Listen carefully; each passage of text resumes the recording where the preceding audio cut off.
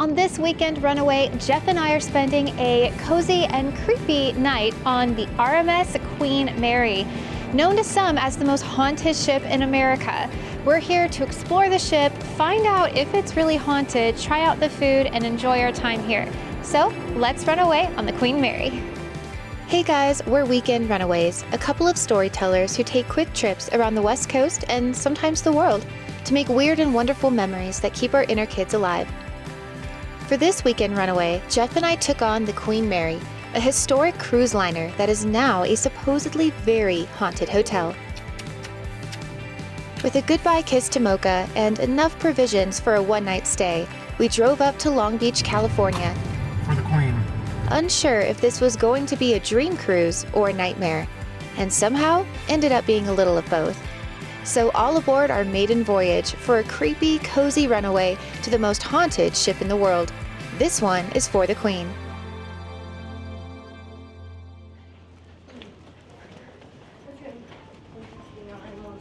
All appeared calm when we checked in. Now with Jeff and I, neither of us are really scared of anything. Well, except maybe clowns for Jeff. But walking these halls in the daytime was already giving us the creeps. We could only imagine how our room would feel. Oh gosh. Go. All right. We made it! Oh wow.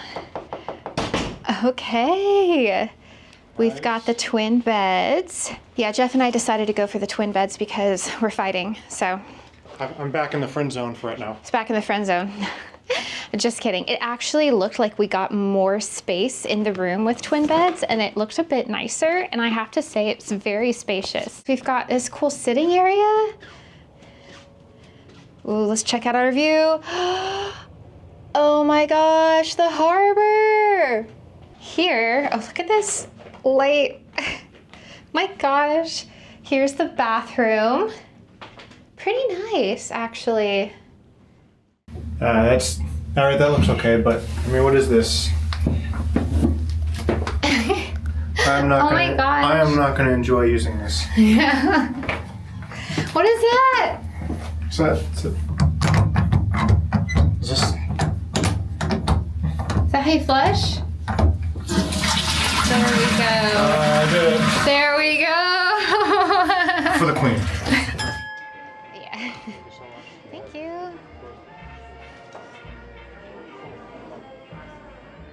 At check-in, we were given certificates for a complimentary glass of champagne, which we promptly took as we explored the ship.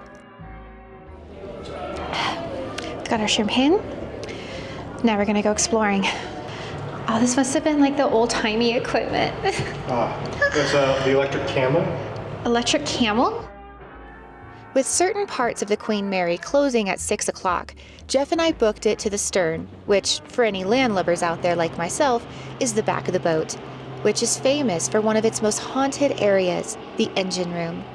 We are now entering the butt of the boat, or the stern, I think is what it's called, technically. Before heading into the engine room, we found an exhibit in the lower deck about the areas that Winston Churchill occupied during World War II. At the time, the Queen Mary was one of the fastest ships in the world and was thus called the Grey Ghost for its ability to escape German U-boats. Deep in the bowels of the ship, we found offices where many of England's great leaders plotted out their attacks against the Nazis. So here we have the secret underground cabinet room where they would meet and discuss their plans. Okay, this says, scratch marks on Churchill's chair show how tense meetings were in the cabinet war room. I can actually see them. I don't know if you can see them. Scratch marks. So that must have been his actual chair. Can you imagine you're in a secret underground room or undership hidden room so that they can't hit you and discussing plans to change the world. And to think it's not just a museum, this actually took place on this ship. This history actually happened right here where we are. With the stern about to close, it was time to head into the engine room, where, at least according to legend, the workers refused to visit alone due to the one malevolent presence known as the Grumpy Man. Okay, so one of the more darker tales of the ghosts that haunt the Queen Mary is the story of the Grumpy Man. And he's called the Grumpy Man because people tend to feel a sense of anger when they sense that he's around. He tends to hang out around the engine room. So door 13 is apparently a watertight door that a young crewman man was crushed to death in. So some say that he's the Grumpy Man, but others say that it goes beyond him. They often see a shadow figure standing near the engine room, and they feel his anger and his dread, and they often hear a voice saying, "Get out," or sometimes just a growl. Either way, lots of people feel very disturbed when they pass by door 13, specifically feeling his presence. One person who works here apparently walked by and heard someone talking behind him, turned around, didn't see anyone, and then saw in a reflective mirror the face of a really angry man, hence the Grumpy Man.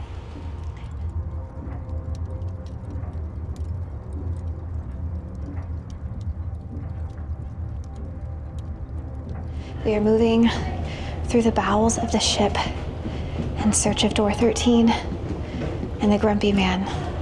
We'll see if he feels extra grumpy today.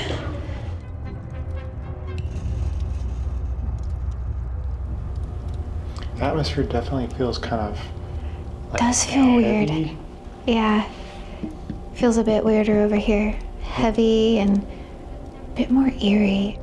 So this is the door, apparently, that some poor young soul was crushed in, and where the ghost of the Grumpy Man likes to hang out. Let's cross through.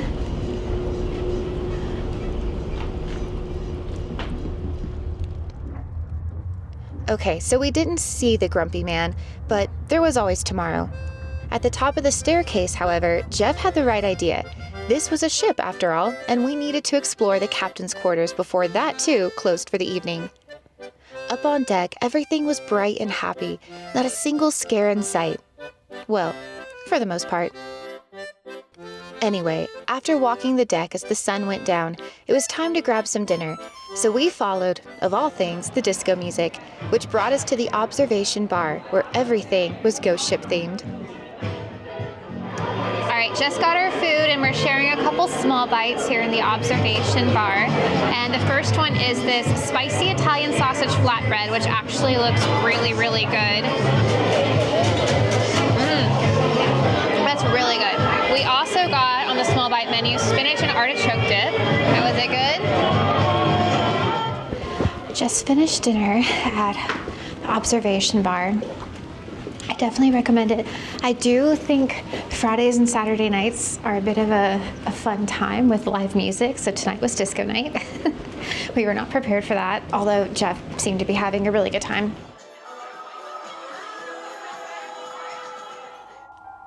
Once the sun finished setting, the evening took on a much more haunting vibe.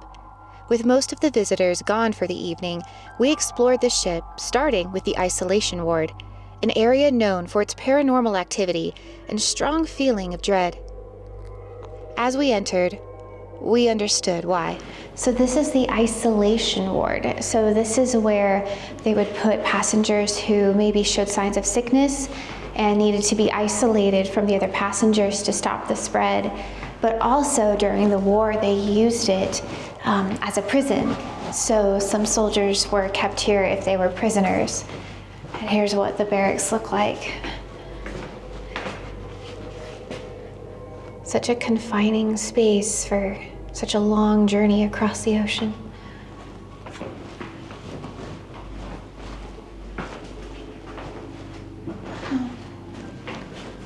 So a lot of people have said that they feel uneasy in this part of the ship, but not so much the fear that the engine room evokes, but more so a feeling of sadness and heaviness. A lot of people will get sick or have headaches coming to this part of the ship.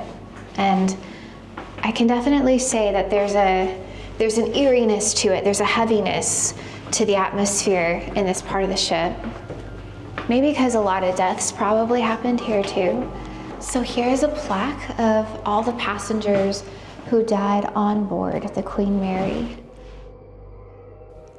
One of the names that we couldn't find on the list was Walter J. Adamson, the passenger who supposedly died of unknown circumstances in stateroom B340. So we're looking for what is known as the most haunted room on the ship. And it's located on B deck, and it's number 340.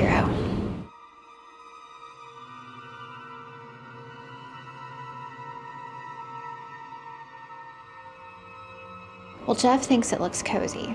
I think it looks pretty creepy. So it's about almost 10 at night, and it really gets super quiet at night. There's like hardly anybody out.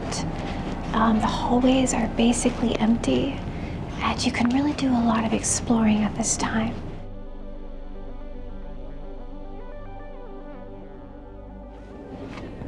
Man, it looks so creepy in there. We came to the first class pool viewing area. This is another area on the ship that is said to be quite haunted. And honestly, if you look inside, you can see why. It's so creepy.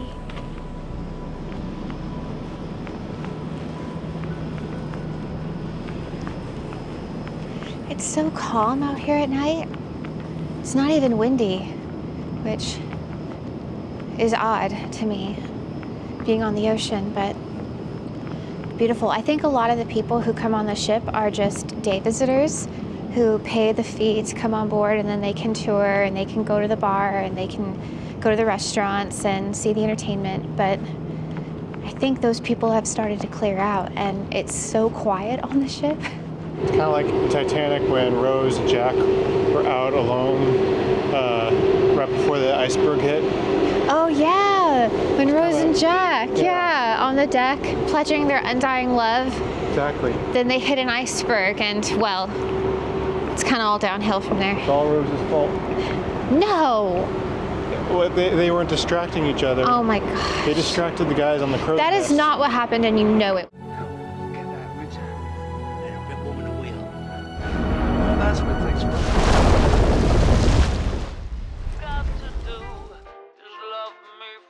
With the deck pretty much to ourselves, Jeff and I explored the captain's quarters and the wireless room. It was all eerie, but I wouldn't call it scary. At this point, however, I was pretty tired and borderline delirious. I think it was time for bed.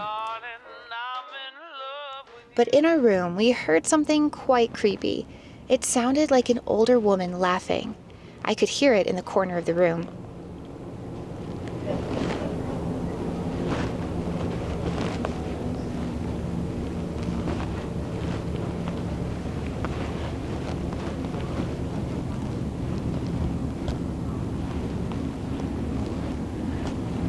We thought we heard a weird noise, but it turns out it's just the people next door. The walls are very thin. The walls are a little thin here, but it definitely makes you think you're hearing things. But it's hard to tell if it's someone else or if it's something else. It's not haunted. It's just made of crap. I'm not actually that creeped out. Maybe when all the lights go out, I'm gonna be quite a bit more creeped out, but so I guess we'll see how that goes. I'll let you know in the morning how my sleep goes, but we'll see if we capture anything trying to spook us. We've got our porthole windows open, letting in a nice cool sea breeze, and yeah, I'm excited to get some sleep on board a ship that's not moving, which is a new one for me. So anyway, I'll see you guys in the morning. Bye. Good morning from on board the RMS Queen Mary. I had an amazing sleep last night. I'm actually really surprised. No bumps in the night, nothing spooky, at least as far as I can tell. I'll have to ask Jeff when he wakes up. Speaking of the Sleeping Beauty, he is, yes, sleeping in. I'm probably gonna have to start off with some coffee over at the Midship Marketplace, I think is where they have like Starbucks coffee and grab and go items. So probably gonna check that out. Well, I found a nice little spot to enjoy my coffee here, looking over the harbor of Long Beach. Got a cool stack behind me. It's pretty epic. And the seagulls are abundant. They are abundant, but I'm gonna drink my coffee, enjoy this view, and welcome in a new day here on this adventure.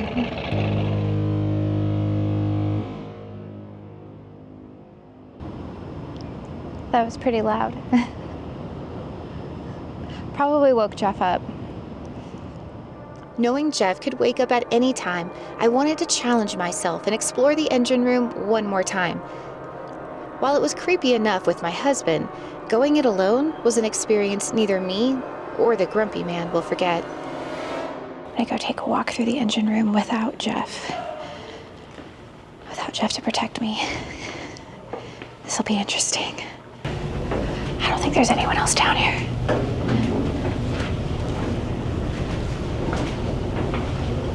Gosh.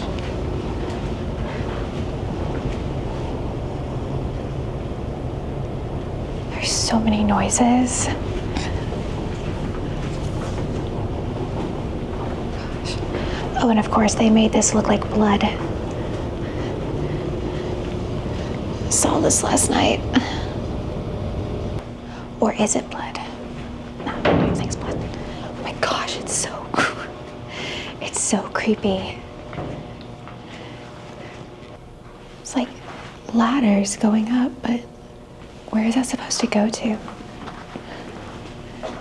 So terrifying.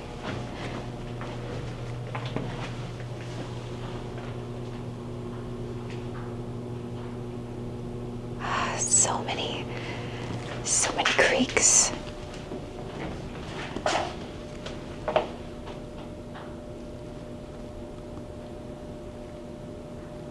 I feel like it would either drive you crazy, thinking that you're always hearing something, or you would just get so numb to it that you would never even notice sounds, which could also be a bad thing.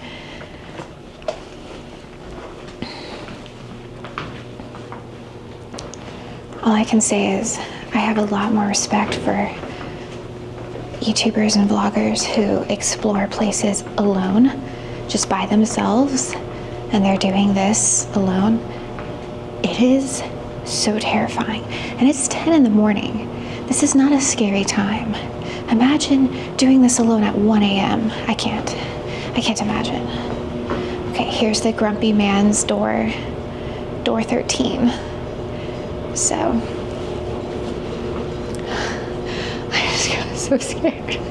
I don't know why it's not scary. It's just, it's unnerving is what it is.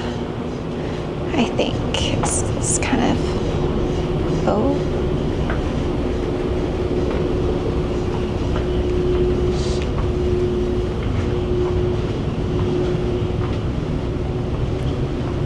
I keep thinking I'm gonna see like a head pop up or something. There's just so many things in here that we don't have access to that, oh my gosh, it's terrifying.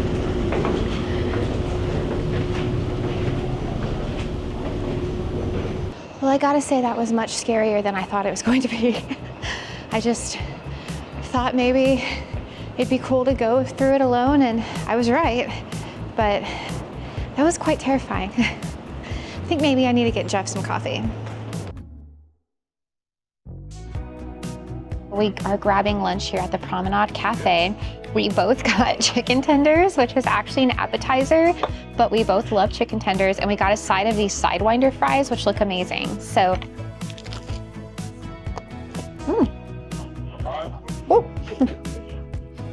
So the Promenade Cafe is also where you can get the all-you-can-eat breakfast buffet. I believe it's $29 a person.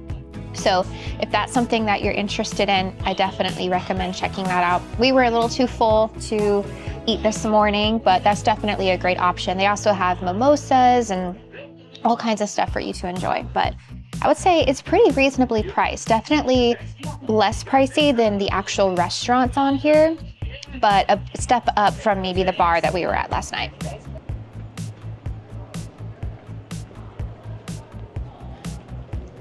So that concludes our stay here on the RMS Queen Mary.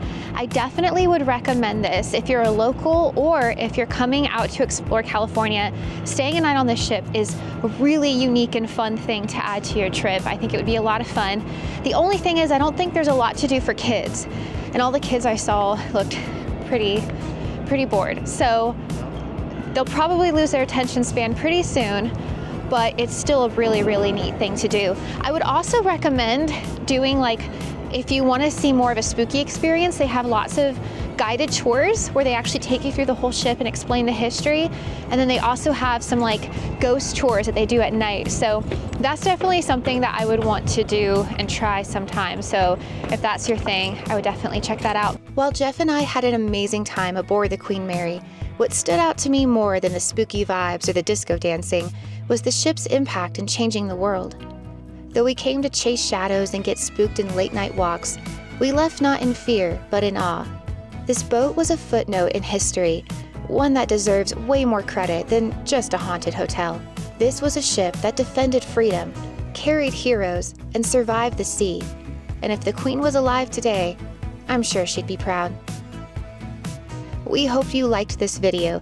If you did, please like and subscribe so that you can help Jeff and I explore weird and wonderful places. Bon voyage!